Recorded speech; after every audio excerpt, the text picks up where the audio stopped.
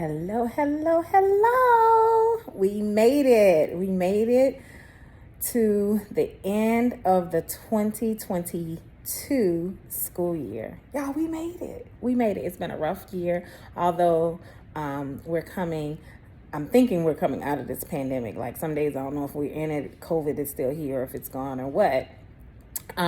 We made it. We made it through a difficult year, another year of uncertainties. And like I've said before, a year where it seems like the smallest tasks have become so tedious, and our jobs are starting to suck the joy out of our passion. So anyhow, we made it to the end of this 2022 school year, and I just wanted to come and kind of talk to you guys, reflect on my today.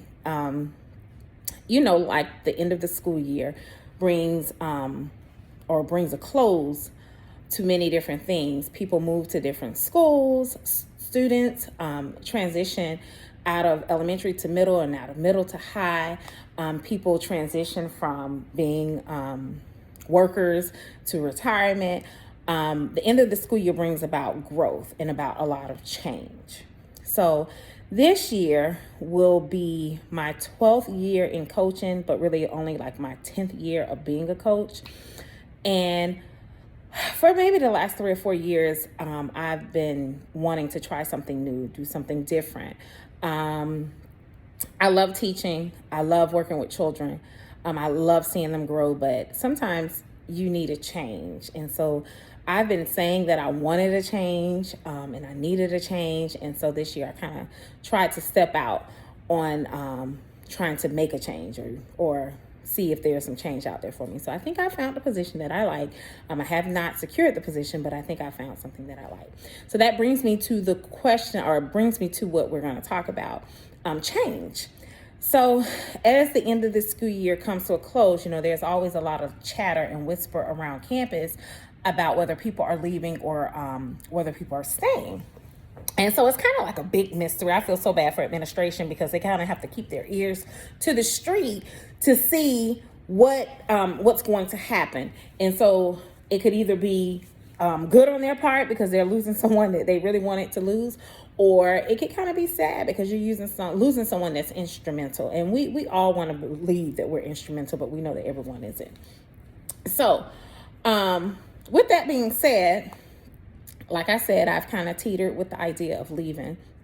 Talked to my administrator to let her know what my thoughts have been. And I really didn't say much to the staff. But today at our luncheon, a few of the teachers kind of picked up on that uncertainty. And so they talked to me and it's like, oh, no, don't leave. You've either, poured into my life, or you've let me see that I could do this, or you've encouraged me, or you've helped me with kids. And it makes me feel good to know that I have either motivated, encouraged, or even protected someone along the way. It's always good to feel that way.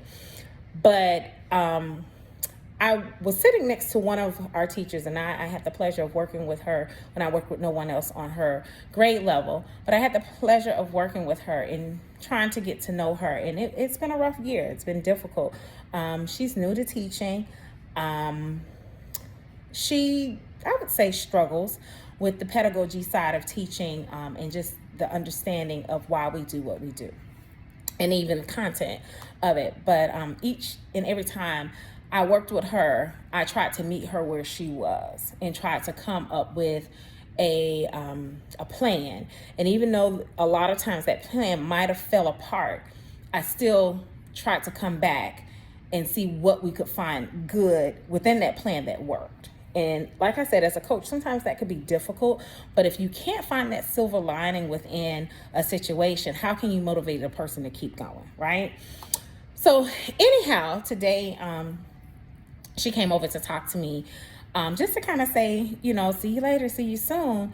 And I don't know how she picked up on the vibe, but she picked up on the vibe that maybe our see you soon wouldn't be real soon. It would be like years, or maybe if we cross paths from now.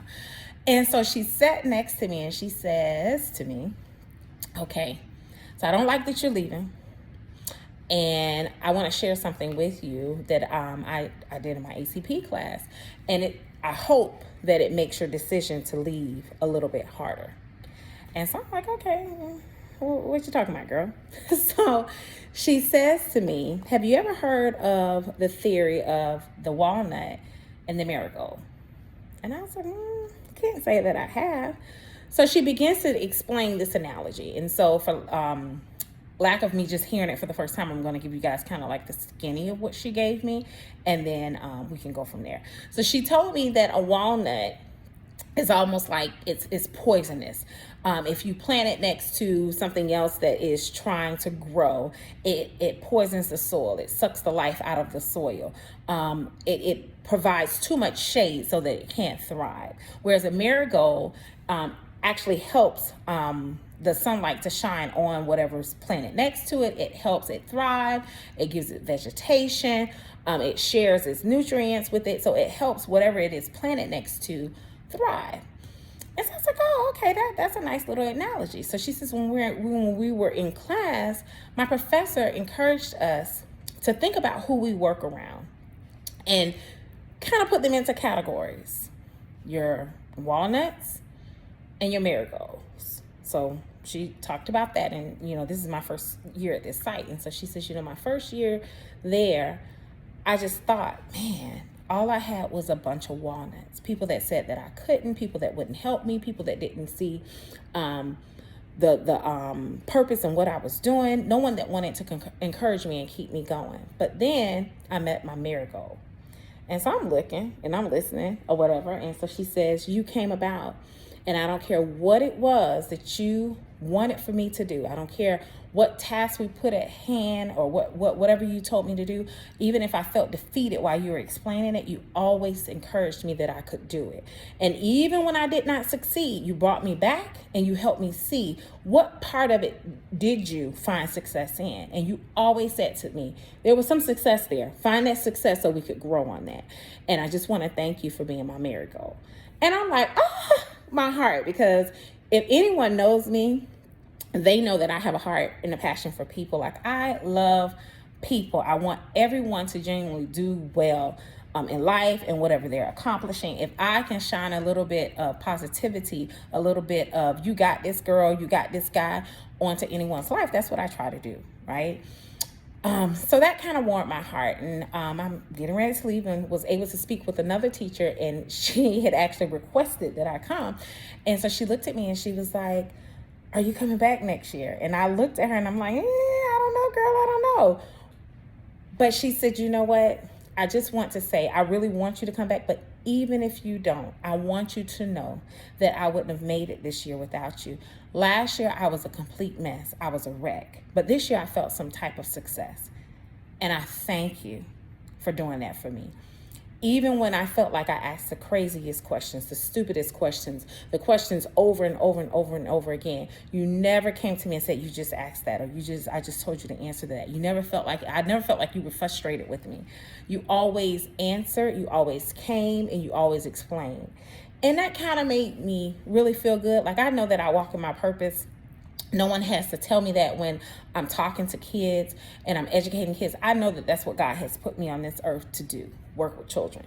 But it means that much more when I can shine that same type of passion and that same type of love on what I call my big kids, the adults, when they feel that same love and that same encouragement that I try to give to children.